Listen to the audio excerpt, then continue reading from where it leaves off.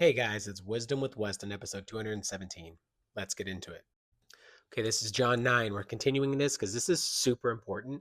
And there's going to be so much relevance around this and the reality of this, of our hearts. I'm gonna expose something here in real time for a lot of people. It says here, he answered and said, whether he is a sinner or not, I do not know. One thing I know, that though I was blind, now I see.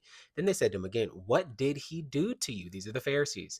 He said, how did he open your eyes? And he answered them, I told you already, and you did not listen. Why do you want to hear it again? Do you want to also become his disciples? Then they reviled him and said, you are his disciple, but we are Moses' disciple. We know that God spoke to Moses. As for this fellow, we do not know where he is from. The man answered and said to them, then why? Why? This is a marvelous thing that you do not know where he is from.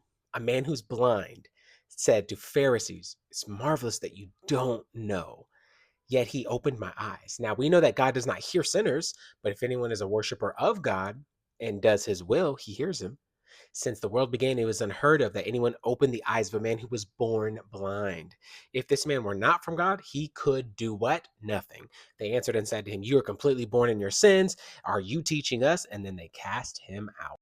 Okay, so you ready to hear it? Um,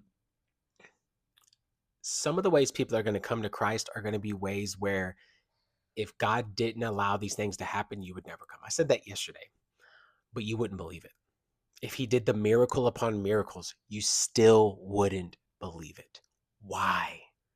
People who are actually worshipers of Moses, who believe in the Old Testament, believe in God, at least they do, and they still miss Jesus. Even though they're so staunch about believing in the Lord, it's like an atheist. It's like, even if he appeared to me right now and did this, but if it's not, I still, it just, yeah, he would have to do this for me to believe him. And what if it was really like he heard this private prayer of mine that nobody else would have heard, and this thing that I said, and it happened? What if it was so detailed sometimes that God did the thing that you asked him to do? He did it, but he does it in a way that's believable. Everything's believable by him. What I mean is, like, it's almost like the hardness of our hearts. The reality is that we don't want to believe, even when we see truth in front of us.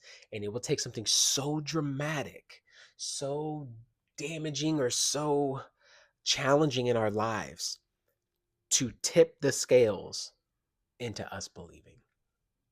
Even if Jesus was walking right in front of you and did all the miracles in the world, you still wouldn't believe it unless it was solely directed at you, like maybe being born blind.